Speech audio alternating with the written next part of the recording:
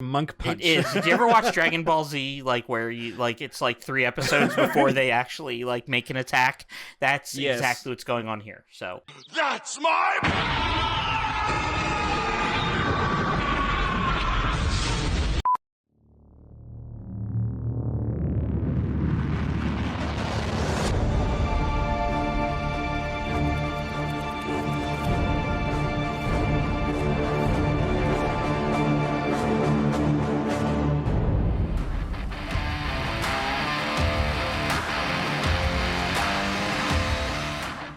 welcome to Disparate Worlds, where an irresistible force meets an immovable object. I'm Mox, and this is Sechari, and we are comparing and contrasting the worlds of Pantheon, Rise of the Fallen, and Ashes of Creation. Yes, we are. Hello to you, friends, and welcome to episode number 24. I don't have a tagline for this one. Usually I say something very witty and kind of cute. You think they're but witty. I got nothing. yeah. There's some other kind of itty to me. Yes, yeah. Well, it's what happens when the servers are turned off for a while. You know, they have to warm up. Right, for a bit. they do. Yes, how was your week of testing, Sechari? We will talk about it. It is intermittent. How about I say that? It was about a 3.5 day week, right? Yeah. Oh, yeah. I mean, if I could just get my work week looking like that, we would be all set. Just right. set. Yes. Please, folks, do the like and subscribe thing. Always good to have you with us. That will help us also to make sure that we stay relevant. And comment. Here on this Please comment platform. as well.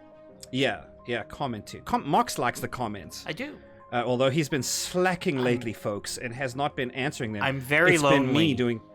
What do you mean? I replied to some of the comments, but you beat me to them. I do the early heavy lifting. I want you to know. Did you not post it without telling me you're posting it? Oh, I told you, sir. Yeah, you said it's going to get posted, and then boom. It got posted, and then I did all of the commenting. Oh, my God, poor Sechari. Everybody do what I can to feel bad for Sechari with his rugged good looks and his long locks.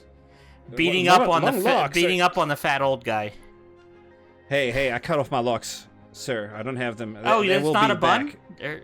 No, there's no bun. Oh, I should do the bun, but I did not know. Okay. Oh no. All right. Okay, this is the point where I usually say first, although this is probably last now. The news. Yeah. What you got, Mox? I got nothing.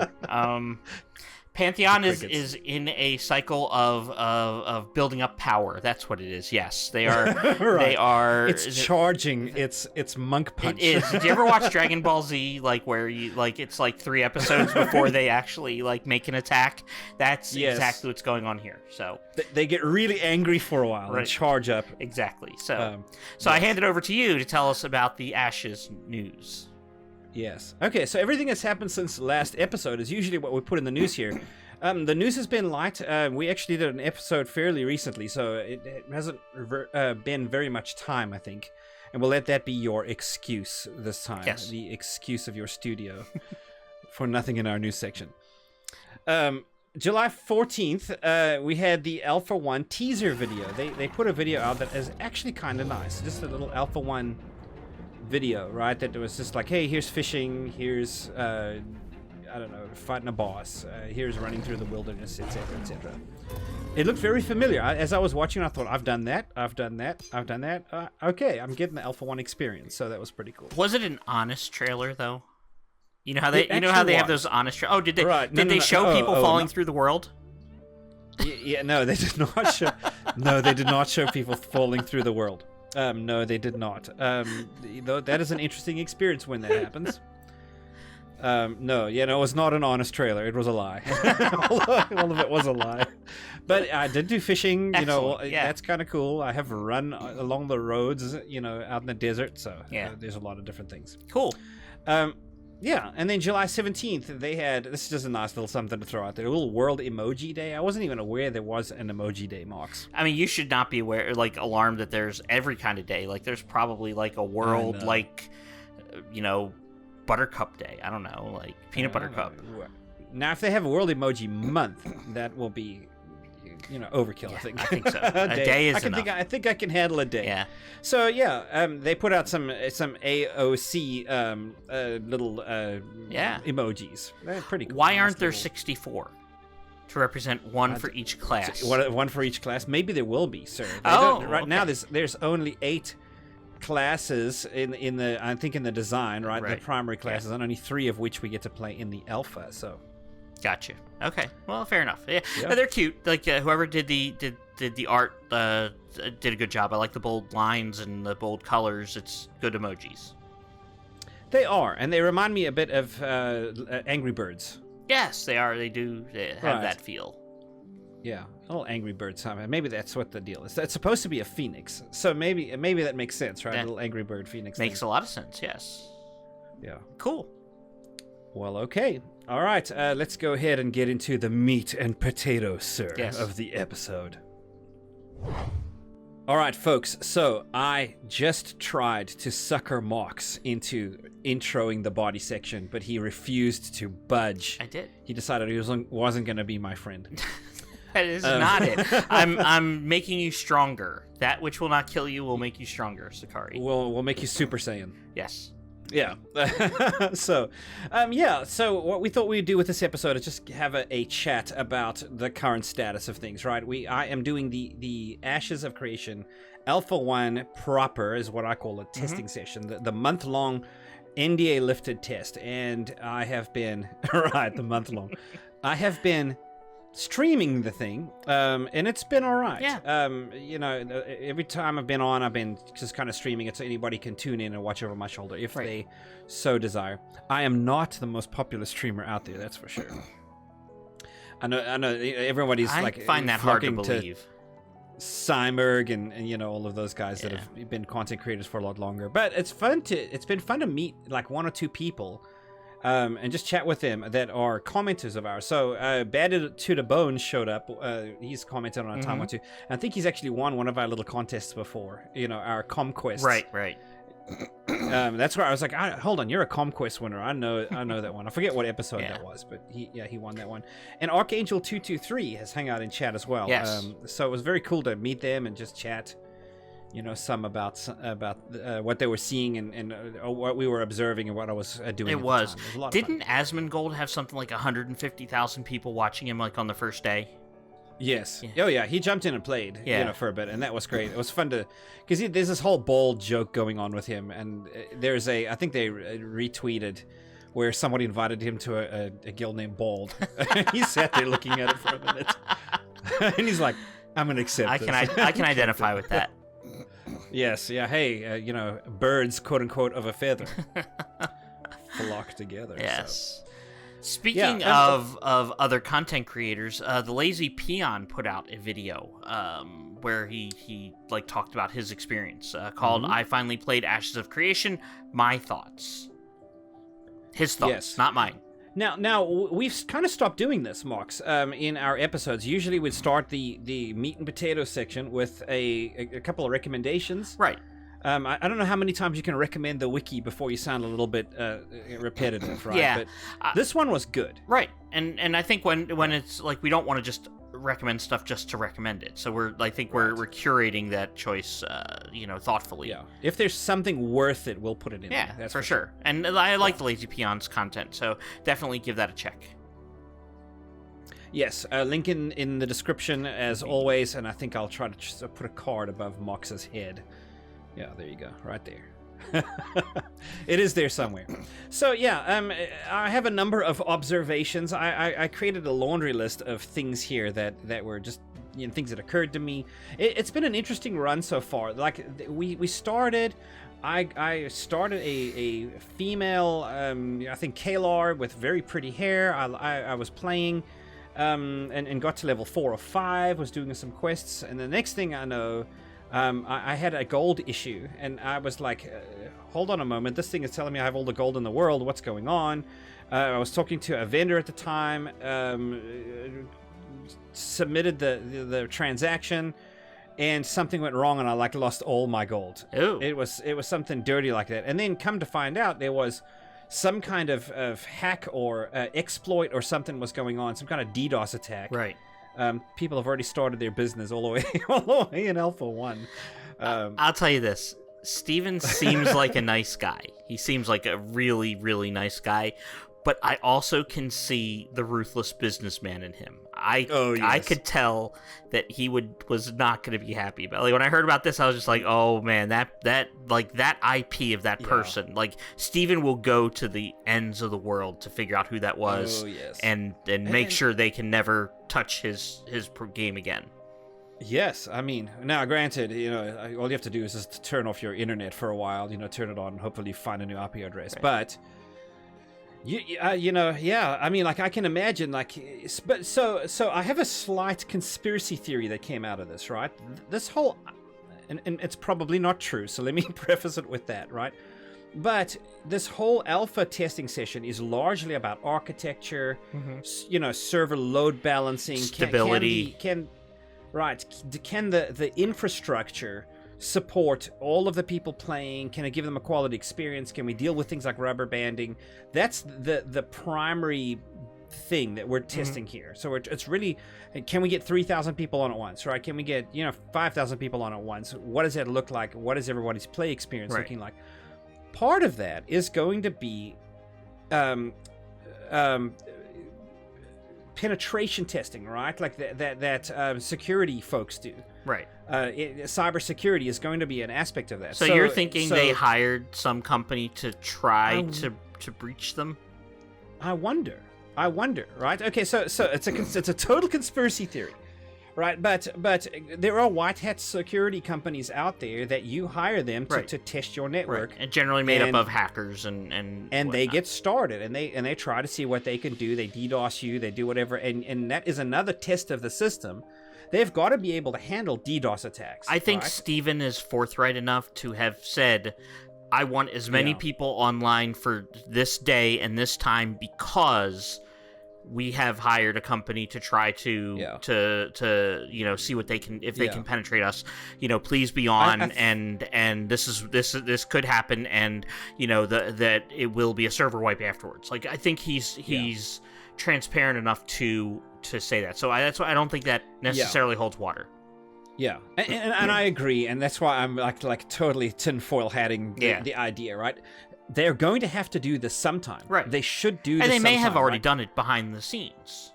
Yeah, and if that's the case, then great. And you don't actually want to talk about any of those details because the more you put out there, the more there is to export, the more information that people know, okay, they've already tried, A, B, and C, but I know D, E, and F, so, I'm gonna... Right. But you have to do that, and so I think if they're going to be setting up these servers, if they're going to be running a game, they need to be able to deal with hack attempts, right, and DDoS and all kinds of penetration attempts, people trying to hack into the server and do all kinds of nefarious business. Right. So, but the unfortunate outcome of it was that we got a wipe, right? So I lost my character and had to start again. So, but the good thing was I knew now, a time or two, you're unfamiliar, you don't know, it's very inefficient the way you run the quests. Once you've done it a time or two, okay, this is where it's going to send me, this is what's going to happen, and you go knock it out. And it was a lot faster. So I have a question. Coming back. We played a lot of MMOs, then there have been times in playing SWTOR where there have been rollbacks. Yes. Why wasn't that an option versus a wipe? I don't know. Would you have preferred? I mean, what do you roll back to, right? You roll back that morning. You just pick a time and say, sorry guys, you're losing X amount of hours versus 3 days worth of work. Sure. Yeah, and maybe that's a good thing. Maybe that's something that they haven't considered. I don't know. But the idea that you're backing up the database I don't know if you could do it every hour. Right, but every 3 hours or every 5 hours or something, and then you roll back to the last version. Right, you apply your patch, you roll back the data to that last saved version, and then you kind of let it go forward. I mean, unless it just wasn't possible. I mean, there is a possibility that whatever they had to do to fix this involves something that was so major that you had to start over. Like, and that is, in the data world, that's possible. Right. But and maybe backups is something that they will get to eventually, right? Right now they've been trying to develop the stinking game, and test the game and get it figured out. Right. But I imagine at some stage, once you've got more a strong enough game out there, you're going to want to foolproof things. And Valid make sure point. that stuff. Yeah. So the other thing is, and we've kind of alluded to this, was, you bought up to this tier of testing, right? From you were on the Alpha 2, and you bought up to the $500, brought your pledge up to there. You're getting all the nice benefits from it, which is, pretty substantial. But with the expectation of having a month of gameplay.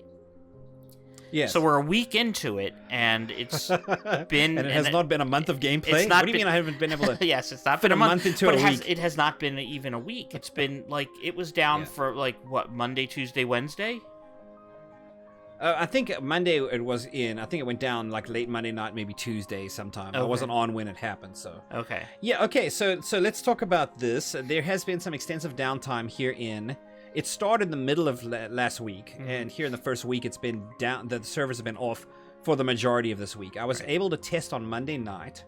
Okay. Over the weekend as well. I was able to test on Monday night, and then as we said, sometime late Monday, Tuesday morning, or something like that, servers went down. I actually was I took most of this week off intending to test. I was like, I'm going to take the week off. It's going to be great. Well, work got me on Monday. There's too many things I needed to pay attention to. I said, it's fine. It's one work day. I have the other ones I can test. I actually scheduled to work, tomorrow as well. It's Thursday night when we're recording. It's the 22nd. So, I thought, okay, I've got Tuesday, Wednesday, and Thursday that I can test. Not a problem. Well, Tuesday, the servers were down. Wednesday, the servers were down. Right. And then Thursday... I thought, okay, great. I'll get up in the morning. They're saying Eastern time. It'll be 11 or something. That's 1 o'clock. I'll put in half a day, right? I'll be able to do half a day of testing. Right. And then there was a further delay on top of that. I think 1 o'clock their time. So it was 3 o'clock my time in Central time. Right. That I was finally able to, get in. And then it took 30 minutes for the servers to come back up. So by 3:30 today, I was in testing again. Right. That kind of blew away that whole week of testing. Right. I've been playing Ion for the majority of the week. So, now, let me be fair. These people deserve some sleep. I mean, we've, and let me tell you something, dude. Of course they do. Lieutenant Toast has been incredible. She has been on the Discord and on the forums, and has been answering the questions, and has been hand-holding every one of us crybaby testers. Her work has been incredible. I thought you were glorious testers. Oh, yes, glorious. Sorry, I used the wrong word. We are glorious, that's for sure.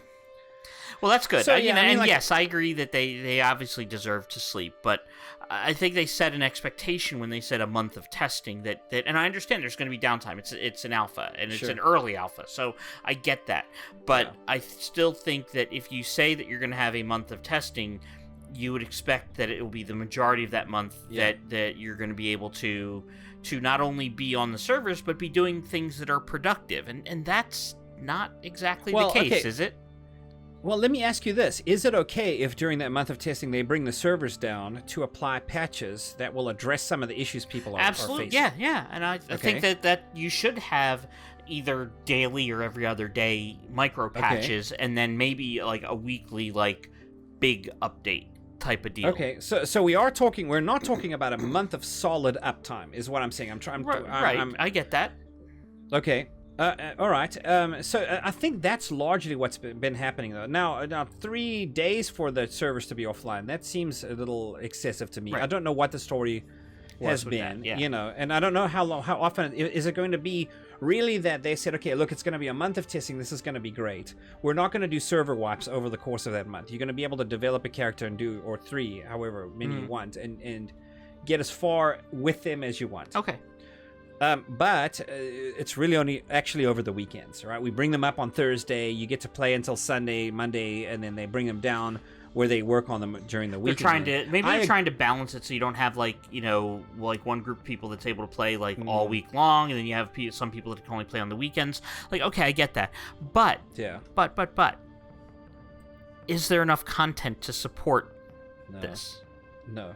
So yeah. I mean, so we've spoken about the downtime. I think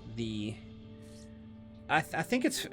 I went into the expectation. Ooh, this looks like a straight month of uptime. We'll be able to get in there and test at 3 a.m. if we want, right?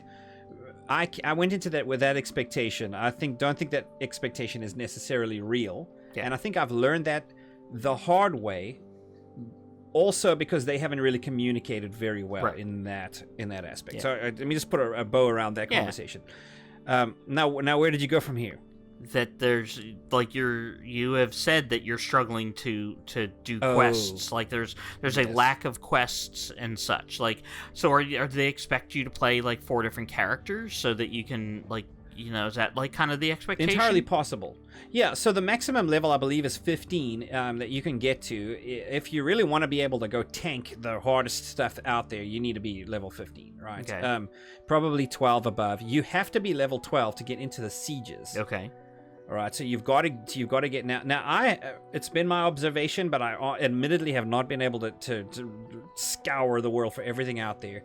It seems to me that the local quest lines seem to dry up around 6 or 7. You get to level 6 or level 7, you're looking around for quest lines. Now, you can jump across the sea from Winstead to a node named Winstead to Nala, another node, and there's a few quests there on the beach that you can take and do. There's the boss fights that you can take and do. There's some actually long, extensive quests that you can go do, but surprisingly, I walk into a node. I'm like, okay, the node is supposed to be the center of activity in this world, right? As I level up, as I'm chopping wood, the node is leveling. As I'm killing beasts out there, the node is leveling. Excellent. If I'm within its zone of influence. Okay, so the node mechanics are working. Like from what you can see, they're leveling as they should. Okay. Yes, except that the nodes don't seem to have many quests available. Maybe here and there in their zone of influence, here and there. And I'm saying that like very rarely, right? Okay. Generally, it's just a lot of, and people have been out there just farming mobs. Really, it's just grinding. Is what they group up and just go kill stuff, which is fine. It's coming. I know that Ashes is going to have plenty quest lines, but just for the sake of this Alpha 1, it's been kind of dry in quests, at least in my experience. Yeah. So the node that you're near, it's a 3, is that correct, or is it a 4 now? Yeah, no. So 3 is as high as they go for this. So you don't even have the hope that if the node levels that you'll get more quests. Correct. Oh, yes. Okay. Yeah. So it's just enough to where the node becomes a tier 3, which is the village stage node. You can elect a mayor, you can build a couple of buildings if you can get enough of the resources together, right? So there's enough to play with that, but not the further, more advanced node mechanics, like fair enough. Picking a type, right? And then if you pick a type, then there's certain buildings that become available for a scientific node, right? Or, further on than that, right. But there's been enough to level a node up to tier 3 fairly quickly, and I don't know if that's an accelerated pace, right, to enable it in the alpha, or if it's really what we're going to see later on. Right. I don't know. They could tweak it any time, I think. Okay.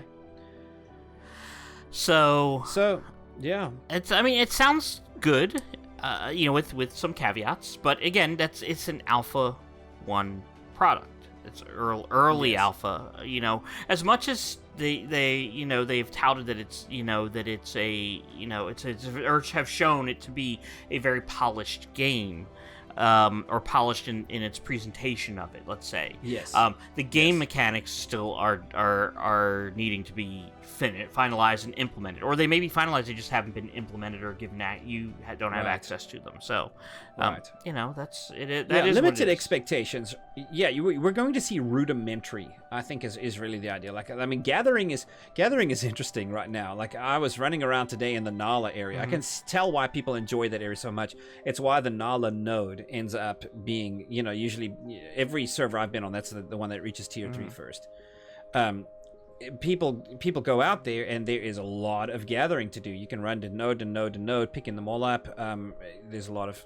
Interestingly, you cross from Nala into Winstead, which is one of the closest nodes to the spawn, and there's suddenly no gather nodes. They just don't exist.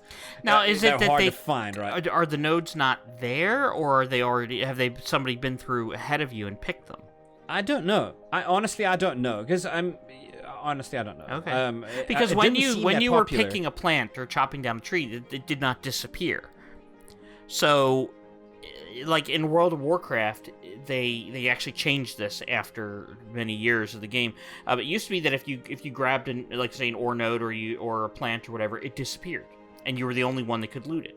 They then changed it to that anybody within a certain radius can grab that. So if you were an herbalist and I'm an herbalist, we both come across the flower, we both can pick it. Okay. So that was much better, because then you didn't have the you're not competing for that. Exactly. Yeah. You didn't have the node stealing. It sounds like the former. It doesn't disappear. I mean, it disappears after I've looted it, right? I pick up what I need from it, and then I chop a tree down. The tree falls. It does? And then I didn't notice that on... It does, yes. Okay. It does. It's actually quite... it's interesting, because I've been playing Valheim. At some point, in that game, you learn you got to dodge some trees. I mean, like, if you can get killed by a tree. Oh, that's funny. So you see this tree falling in your direction, and you get instantly very worried. Well, the trees don't hurt you, and it's fine. You're going to be okay, you know. But yeah, the tree does fall, and then it disappears. Okay. Right? And then at some point, I don't know if it regenerates in that spot, or if there's some kind of random algorithm where it generates somewhere in that area, and in that algorithm maintains a certain density of gather nodes within a region. Right. But I'm going to say this. It is notable to me, at least running from region to region, the gather nodes seem plentiful in the Nala area, and Winstead, Drythorn, Mistmire, a lot less. And those are all the ones lower level nodes, right? Yes. Could it be a factor of that? It could be. So it's actually something that occurred to me while I was playing this. I wonder maybe if that's a way, if Intrepid is looking in on the players, seeing what they're doing, and they seem to be concentrating too much. They want to push them out into the world. Well, all you got to do is turn down the resource availability in the area where they are and turn it up elsewhere. Right. The grass becomes greener on the other side, literally. And people as go long there as you're together, still in right? the same zone of influence and still gathering for the main node, that works. But if you're gathering for a competing node, that's an issue. Right. But well, I mean, yeah. But then what would happen is you would realize, okay, I've crossed the river into another node's zone of influence. I'm going to be gathering in that area now. I guess I'm working for this node now. Do your loyalties change? Or is it, I need this stone to build? There was something you said you needed stone for. What was that? For a specific building or something? Yeah, so there's an armory. You can build like an armory, I think it is, or a, so, you know. Is that stone more important to have it to build the armory, or is it more important for me to wait to find stone in our area? You're right. And people want to get the building, right? So I imagine the pressure is on to get it somewhere. Right. Interesting. It was really cool to see someone in chat go, "Hey, what's the status of the armory? I'd like to see that building." And he was able to look, the DA, I'll call him out for being our first mayor on the Lineth node, was like, "Oh, well, we're almost there. We just need more stone." Just right in chat, Cool. It was kind of cool. But not in guild chat. Not in guild chat. There is no guild chat. Right. Yeah, so you can private text someone. You can /W, right. And their name, and then say what you want to say. There's no /R to reply. There's no guild chat yet. Right. Which is kind of complicated. People are having to get into guild servers to communicate. That's that's a lacking thing there. I would think that if you're bringing all these people on board, that you'd have all of your lines of communication ready to go. Like, not having guild chat, not having reply, that's huge. If you can do 2 chat channels, you can do 20 chat channels. You know what I'm saying? It's like you've got the functionality. Right. It's just a matter of scaling it, I think, at that point. I imagine a huge amount would become unrealistic, but how many chat channels really have you ever seen in an MMO? Maybe a handful of them. Right. I mean, generally you have you have your city, let's say, like your or zone. You've got your maybe you have a separate PvP channel. You might have a trade LFG. You have a trade channel. You might have an LFG channel, especially if you're not going to have an LFG tool, which I believe Ashes is not going to have. So I think they're going to need an LFG channel. And then guild, like, you know, like that's it. Other than private channels people set up, you know, Right. I've seen MMOs with that ability. Yep. I don't know if that's going to be a thing here as well. I would hope it would be. right. But yeah, I mean, but it's okay. It's alpha, right? Right. Like, but I agree with you. I'm like, okay, you know, people are going to have to get their guilds together and communicate and coordinate in order to go, and not everyone's going to be on Discord. Right. But in order to go fight these bosses and test them, it might be a good idea to have to give them a way to And communicate sending with each them other. out of the game to have their primary communication to occur outside of the game is not good. Yeah. So- Now everybody's doing that, Right. right? If you're going to be fighting a boss in MMOs, I think the general expectation is you're in Discord, right? Right, These that's- days, Discord is king. Right. Used to be TeamSpeak, Yeah, you know, all of those TeamSpeak, yeah. things. But yeah, I mean, like, I've not ever seen a game depend on that though. Right. And I don't think they are here. It just strikes me a little bit odd that they didn't have guild chat in the Right, alpha. and reply. I would have thought that would have been easy. Yeah. Right. It's an easy thing to put in Yeah. there. So. So let's talk a little bit about you mentioned the mayor, Okay. and he got crowned mayor or elected mayor or whatever, however you want to. Elected, yes. So he got elected. I'm sure he would like to consider himself that he was crowned. And his first Yeah. thing he did. All right. Yes. Okay. So yeah, he got to taxes, and then he goes, "Ooh, I can do taxes." He puts it up to 25%. So this is a sales tax. It's a sales tax, Right. and it's the only node that had mounts. Right. See, the only way that you can buy a mount, and people are running around. Everyone's on foot. You know, you're having to run around on foot, and you start to see someone on a mount, and then like, Hey, you know, how'd you okay, get that? mounts are available. Right. How'd you get that? So the big question goes out: where are people buying mounts? Right. Oh well, everybody knows it's a tier 3 node. That's when that vendor becomes available. Okay. The stable master vendor. So where's the tier 3 node? Oh well, it's over there. Okay, so by the time I always level a little slower than everyone else. I'm more thorough. I have kids. You know, it's a more disrupted kind of lifestyle. Right. I get to this node to find out that he has become the mayor and the tax rate is 25%. That just killed me to have to pay 25%. And it's the more for only amount that and it's the other only people tier do. 3 node. The only tier 3 node around. It was annoying. But I think he wised up pretty soon and was like, okay, you can turn it down to 10%. But Like, you know, what's the 10%, purpose in the alpha? What's the purpose of jacking the taxes way up? The mayor gets to set it. Right. So that's what's. But where does it's the money gonna- go? It goes into the treasury of the town. Okay. Right. That the mayor then can use to hire town NPCs to guard the town. You channel it into, local services. I mean, all of that. And then when the town gets looted, because it gets sieged and looted. I don't know if he can embezzle. I don't know if he can channel some of that stuff to his guildies. I don't know. Yeah, that'll be interesting to find out. Where that can. But it's going to be interesting, right? Because the way that a tax rate is going to drive a node is interesting to watch this. I mean, I'm like, oh my goodness, 25%. I immediately start looking around. Is there anything else out there? Is there a cheaper node? Is there another node that's reached tier 3? Yeah. If they've got a cheaper tax rate, I'm going to go there to buy their thing. So it's going to be an interesting thing.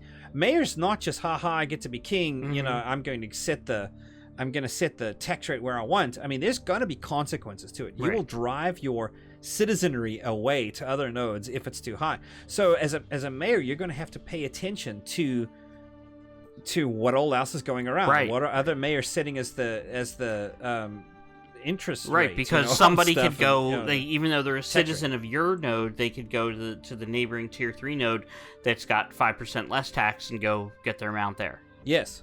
And what they will do is purchase them out there. The tax that they'll pay 5% there, but that's 5% of what they paid that goes into that town's treasury, and not the 10% that you are charging, right? Yeah. So you're going to have to think very carefully about that approach. The taxes is going to be an interesting thing. Yes. Get yourself into trouble as a mayor. Yes, it will be. So yeah, a lot of. So I have a bit of a theory. Can I share with you my theory about the way these nodes are going to? Did you adjust your tinfoil hat based off of your last theory? All right, I need to turn it slightly to the side. All right, good. Yeah. So it's interesting. One of the things that I'm doing while I'm testing is trying to learn. I'm trying to learn about the culture of the game, how players react to certain things. There's a lot that I can get out of this just seeing what's going on. Right. And so I have a bit of a theory as to what is going to happen on launch. Okay. Stephen has already said that what's going to happen is that the people at start are going to start questing around their divine gateway. That's where you come into the world. Right. There are a handful of nodes that are around that area. So those are obviously the nodes that people are going to go to and be leveling up in first. It's the closest. It's the, as they dip their toe into the water of that world, that's what, the shallow end, right? With the exception of, like, a group of, like, let's say you have a guild already from another game, and you say, hey, we're all gonna log in and we're gonna go west, and we're gonna find a node out there and get that going. And you're gonna have some of that going on. Yeah. Yes, I imagine you will get some of that, right? But other than that, and so what'll happen, like I said, let me get there, okay? So these nodes are going to be huge all the way, to begin with. And people will step in, there'll be these nodes going on. Well, what happens is that at tier 3, that's when you first elect your mayor. So you're working for a node right now. Yay, we got our node to tier 3. You elect a mayor, and that mayor may decide this is going to be a scientific node. Right. Well, you were hoping to be a part of an economic node, so great. I've done all of this work, and now, so it's immediately now you start to look at the rest of the server and say, is there an economic node that I can go be a part of? Right. If there is, then yes, you can. I'm sure word will get out pretty soon. So phase 1 of everyone is going to be the launch of these major, race to tier 3, right? Then there's going to be like the kind of honeymoon is over phase where everybody like kind of gets a wake up call. Hold on, I'm leveling the wrong node. I want to go find the right node. And then you're going to have a mashed population shift where if an economic node exists that people want to be a member of, then they will go there. If you don't have a node that is of the node type that you want, you're going to have to go out and create it. So it's going to be a fragmentation right after, I think, that initial wave. And then as people go, okay, fine, let's go start our own one, you will go out into the wilderness and then find the frontier folks who are out there to begin with, right? The one that, hey, there's a node, right? They already have this kind of thing going. It's way far out there. So I think it's going to take some shuffling for a while for us to get to where, hey, okay, we at least have one major node of each type that people are in. And then because you'll have disagreements with the mayor, or everybody wants to be a mayor, or you'll get that kind of thing. You'll start to see people begin to, I think, populate out all over the server. But I think urbanization is going to be a very fast phenomenon upon launch. In listening to this, it totally makes sense, everything you just said. But I had a thought. Will this fragment guilds?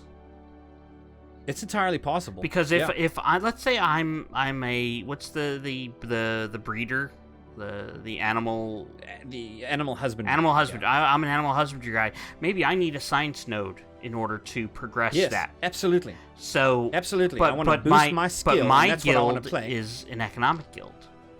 Yes.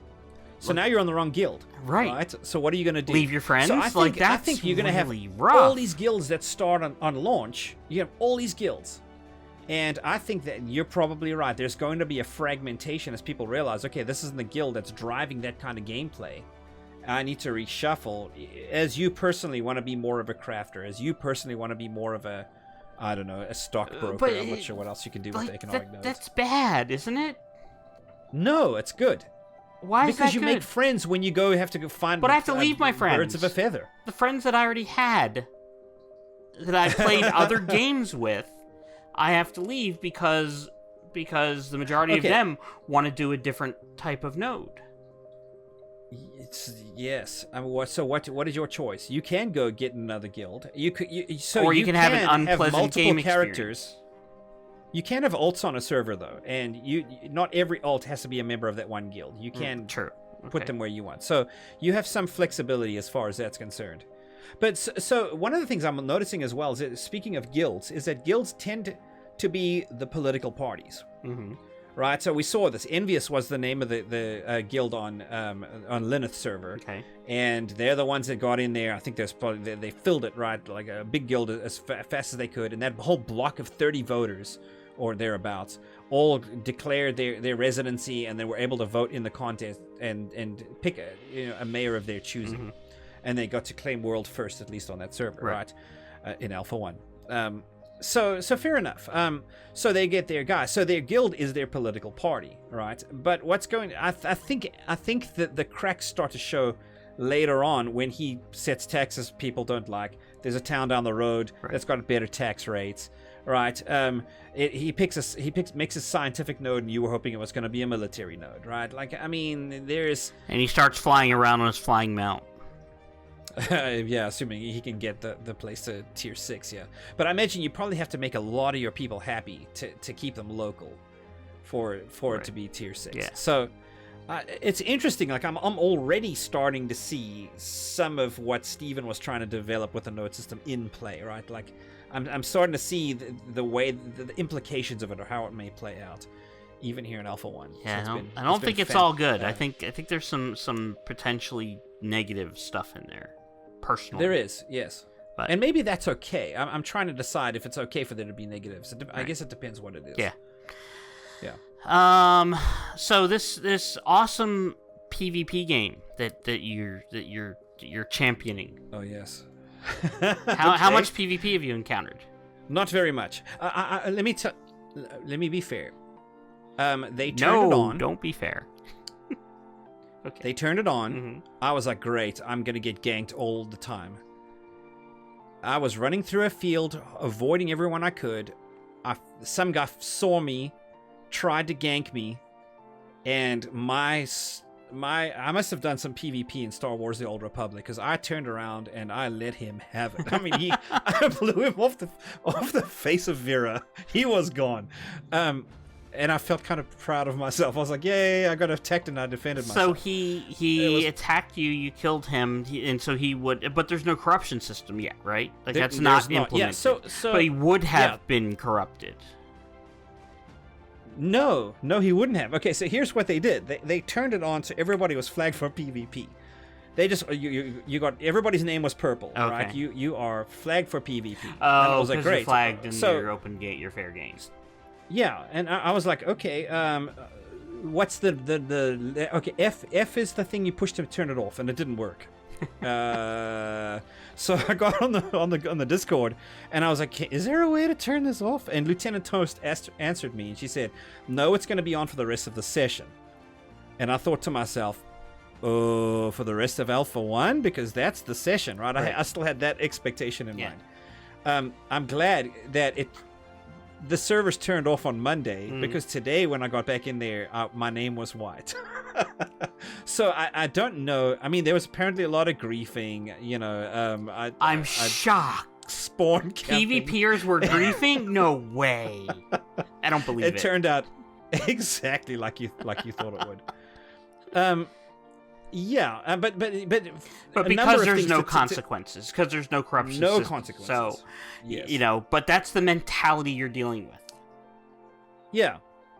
I mean, there was no consequences, and they were saying, okay, go around in PvP, but don't spawn camp. Well, people were spawn camping anywhere. Well, that's banhammer, just wait, kind of a thing. Yeah. So I don't know if they thought they'd try it and see what happened. Okay, no, we're not mature enough to handle this yet. They need to put that in place before we ever bring... It might have been an experiment. I don't know how much they communicate or don't. Gotcha. Okay. So, yeah. Well, we tried I mean, that's good. I mean, I guess, all things, it will come in time, so we'll see. I'm interested in seeing how many corrupted people are walking around when they finally implement that system. Right. So that'll be interesting, because I think it's going to be a lot. And the bounty hunters, right? The bounty hunters will come, and corruption hurts when you start to drop pieces of gear. Right. You can grief all you want, but you better be willing to people will sacrifice. just have two sets of gear. Yeah. They'll have the. But so here's what happens: is I've played other games where you can kind of go around and do griefing and stuff like that, and you don't lose your gear as a result. So people wear their best gear. Mm-hmm. At least if you're going to be doing this, if you're going to be corrupted, if you're going to be losing gear, you're going to wear gear you can afford to lose. Right. So people won't, I think, necessarily be wearing their best gear, which gives everyone else a fighting chance. I think there's some of that's going to help. Makes sense. So. Makes sense. All right, I know you're going to bring it up. Bring the hammer. Bring the pain. Open world dungeons. Yeah. Here, I know you're going to bring it. So let's just do it now. All right. Let's rip the Band-Aid off, sir. So I was watching you the other day, and you were going to fight the decimated wormling or something like that. What was it called? The pyroclastic worm. That's the worm. worm. Yeah, it's yes. the big fire dragon. We've seen them fight before. Yeah, in their live stream. And so you got to the entrance of the dungeon, and I'm like, okay, they'll gather there and they'll fight their way down to this thing. Right. But that's not what happened. Like, you We ran. certainly fought our way down there. I mean, like, just depends how you define the word fight. I define the word fight in that you stopped and killed the mobs along the way. Oh no, that we did not. That do, you no. did not do. That you just kind of ran through and So this- yeah. ignored all the mobs and got down to the Yes, bottom, we and did. there was nothing. Like, looked around, like, nope. You didn't even have to fight one group. Yeah. So okay. Open world dungeon. So this is let's get this. Let's lay the foundation here for everybody. Yeah. So, in the way that dungeon works is an open world. There was a guy that was waiting. He was like, you know what? I'm just going to go wait at the worm. I'll see you guys there. So he takes off into this cave. I think to myself, oh my goodness, here's my opportunity. He's higher level than me. He's going to aggro everything, and I'm going to run in on his coattails. I've done this before. And as long as they're hitting him and not hitting me, I'm going to be okay. And I was a lot lower level than he was. So Right. I follow him all the way through, and we're pushing our way through. He's just avoiding mobs left, right, and center. They're hitting him, but he's taking the hits. He's not coming off his mount. It's all great. We managed to make it to the end of the dungeon, and you're able to run off aggro in the open world, right? If you're out in a field or out in a forest, if you get far enough from a mob at its spawn point, Right. it loses interest in you and goes back and resets, right? Right. These in open world dungeons do the same thing. If you can run far enough from where they're anchored, they'll lose interest in you. And that's obviously, this is not the first MMO I've seen that happen. Yeah. But yeah, that's what we did. We forged all the way to the end, and once we lost all the aggro, we just got into the instanced wormling area and waited for the rest of the group to show up, and then took the worm on. So. And that's terrible. You don't like it. So what do you not like about an open world dungeon? Absolutely wrong with all the MMOs that are out there right now. Yeah. The lack of actually earning your way to the final boss. Yeah. I mean, I can understand your sentiment. I can actually agree with your sentiment. Like, I get that you'll sometimes use mechanics to get past a group or two. Like Sure. MMOs have invisibility, like, for a reason, like, and sneak and things like that. And but just to be able to basically bypass every single mob on the way down, it just seems pointless. Why have the mobs there? You're disrespecting. You're disrespecting the developers and their time and effort that they put.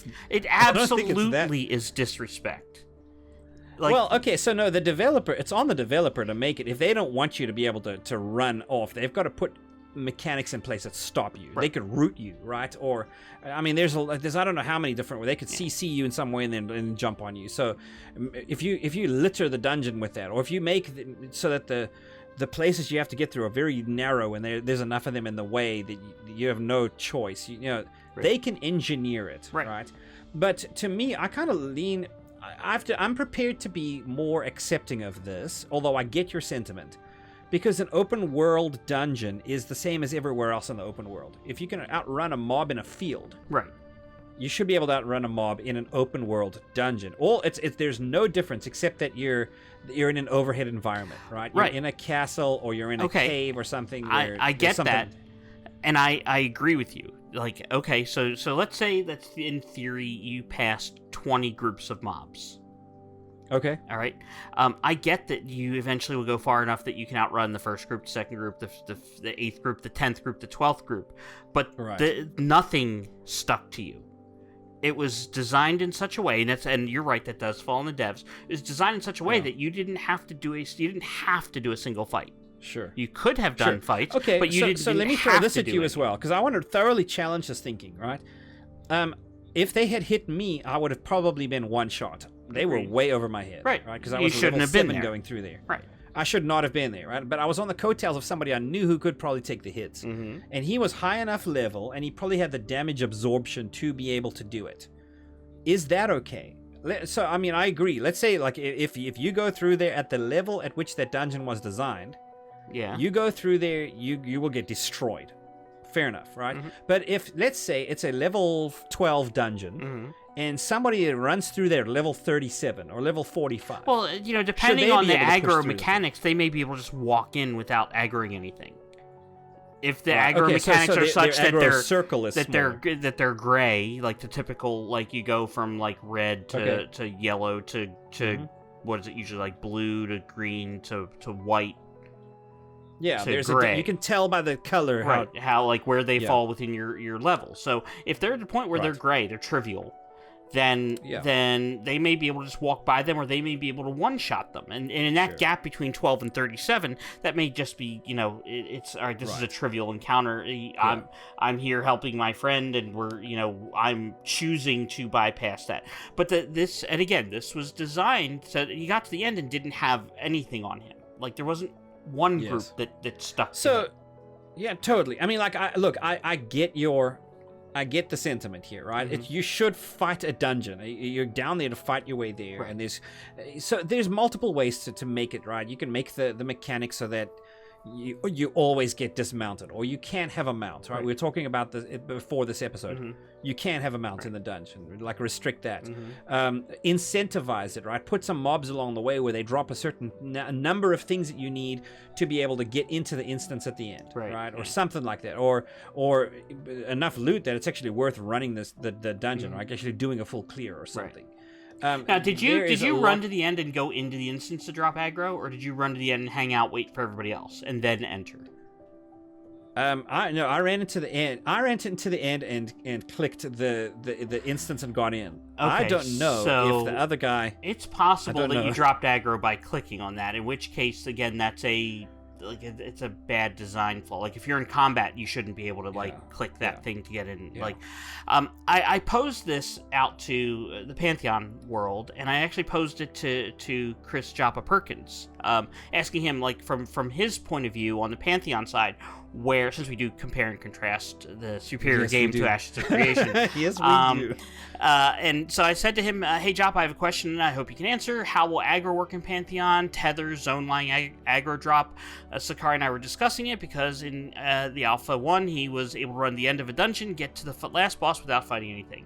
I think this is a bad aspect of current MMOs. It should take a group effort to get to a dragon boss. And he replied back, hey, this is a great question. And he gave me some bullets for clarity's sake. Said if we end up with traditional zone lines, they will drop aggro with the caveat that certain dispositions will allow for an NPC to pursue you across zone lines. So to me, that says that they are considering having zone lines, but they will be non-loading zone lines. So you move from section A to section B, and there is a zone break there, but you won't load. Like in EverQuest, there's actually you went from one zone to another, you loaded. So they won't have that.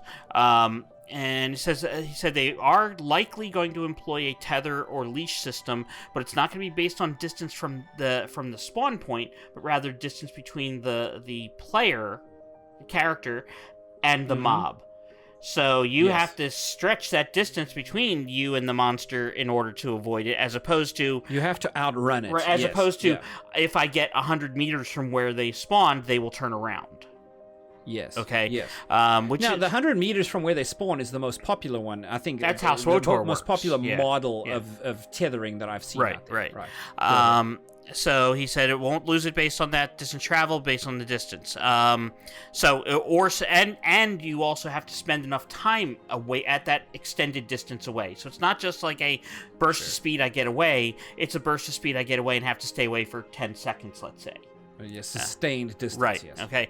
And it says, as far as running up to a final boss without fighting anything, the only scenario I could imagine that being possible in Pantheon is that the boss's location was intentionally designed to be accessible in that way, but even then there'd be some sort of way of earning special access, like a key or something that gets you to the passage that lets you bypass the dungeon, and would not be easily achieved and or maintained.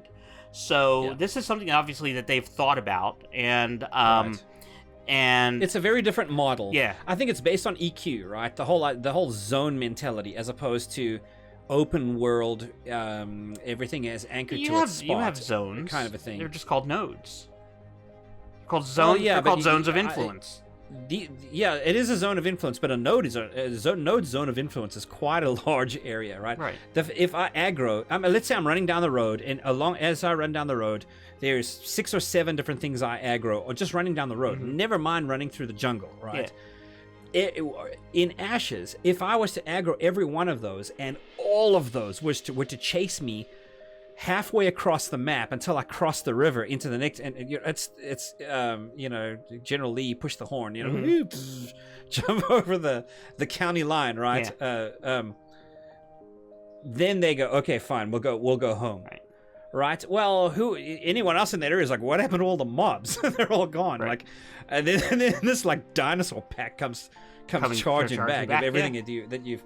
Yeah, you'll end up having these roving packs of mobs running around. I think, and it all depends. Ashes, that'd be terrifying. In some games, when a mob has been tethered and gets pulled back by the tether, it's non-aggro until it gets back to its spawn point. So it won't attack stuff along the way just because you drug it along there. It won't hit some random person. If it's resetting. Yeah. And I've seen that too. Yeah. You can even attack it while it's resetting, and it just doesn't take damage. Right. It just runs Right. back, Exactly. So, fair enough. This is and then I did post this out on Twitter as well because again, it's something I'm passionate about. Clearly.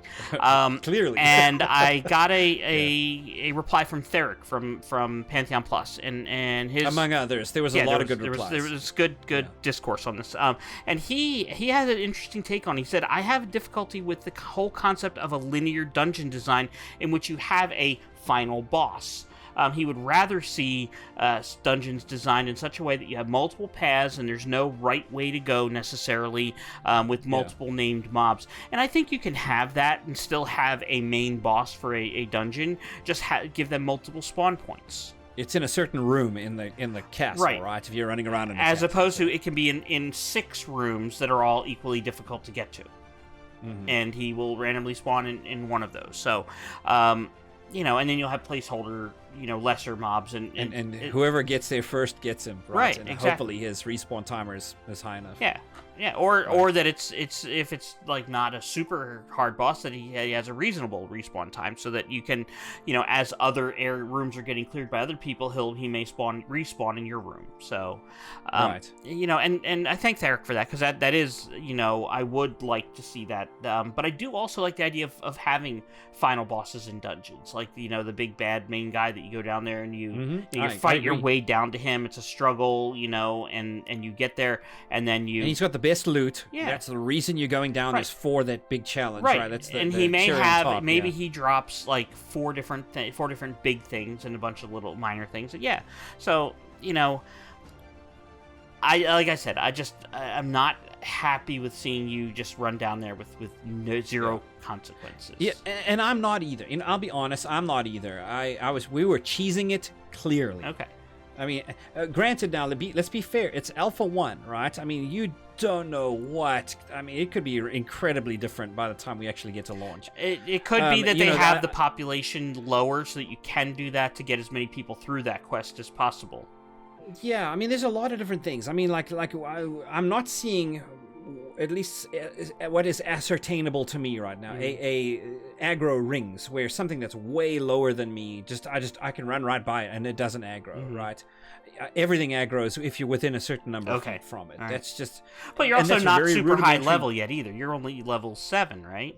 Yeah. So yeah, only level sets as high as I've been able to grind myself. So to, that could come with, when you hit 10, like the stuff that's level 1 and 2 may drop off your. It's possible, your aggro but table. yeah, I mean, like I know what you mean. Like if you're under leveled and this mob is way over leveled, its aggro circle is a lot larger. Right. You have to give it a lot more leeway Right. in trying to slip by. Well, it's your aggro circle that's larger, technically.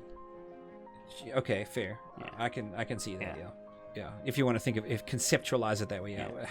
However far you're supposed to be from this mob to avoid aggro Right. is greater when there is a disparity, Yeah. right? Where its level is higher than yours. Yeah. Yeah. Absolutely. Well, I've enjoyed watching you play. I want to see the character creation, so sometime this month we'll have to set up time for me to actually see, because I haven't seen you make a character yet. So I'd like to see that.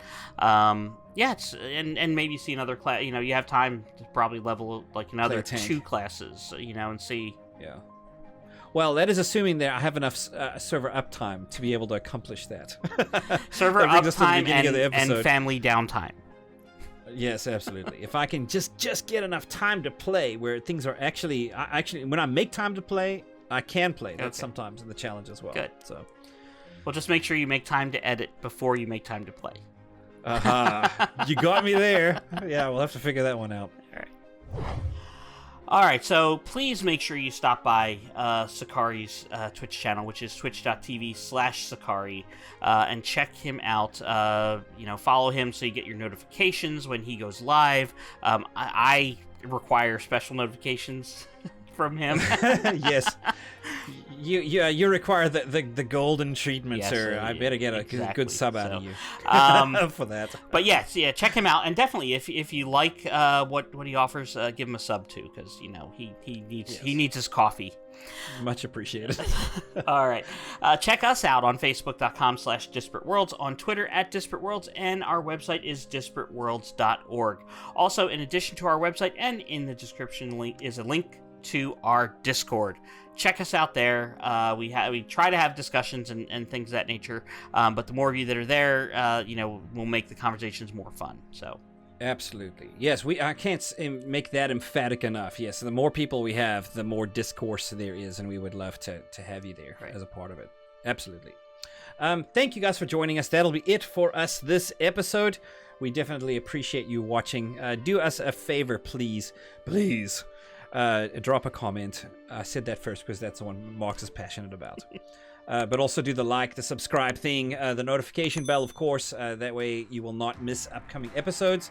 And then all of that said, take care of yourselves. As always, friends, remember always to be immovable in your principles and irresistible in your passion.